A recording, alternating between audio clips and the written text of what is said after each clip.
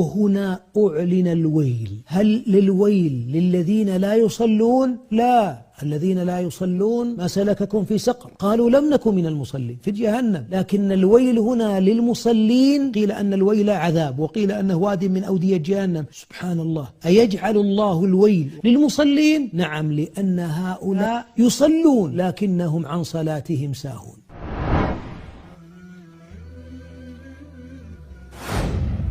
من الذي سهى عن صلاته؟ يدخل في هذا الأمر فئام كثير. أولا المؤخرين لها عن أوقاتها، يدخل وقت العصر ولم يصلي الظهر، يخرج وقت المغرب ولم يصلي العصر، ويجمع الصلوات كما شاء. مثل بعضهم ينام يقول رفع القلم عن ثلاثة. يا حبيبنا أنت عمرك كله مرفوع القلم عنك، عن الصلوات وما غبت عن الامتحانات وما غبت عن السفريات والطائرات. أما لقاء رب الأرض والسماوات فتتأخر فيها وتجمع الصلوات.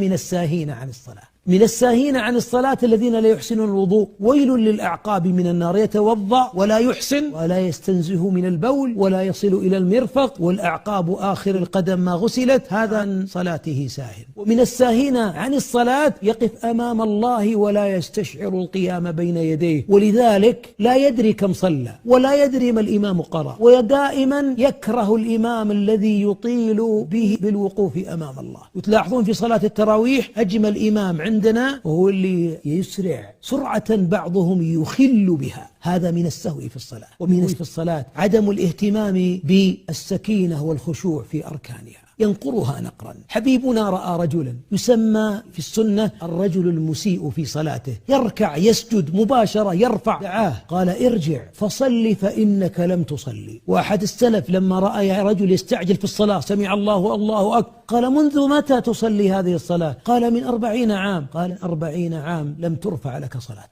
الخشوع وسكون النفس وطمأنينتها. بعضهم يسجد على طرف أنفه حتى لا ينطعج وينثني مرزامه، وبعضهم إذا سجد رفع قدميه، وبعضهم لو أطال الإمام لضجر وهو بين يدي الله، مع أن الإمام يجب أن يخفف في الصلاة المفروضة، لكن هذا لا يحب الصلاة أن تطال. فويل للمصلين الذين هم عن صلاتهم ساهون.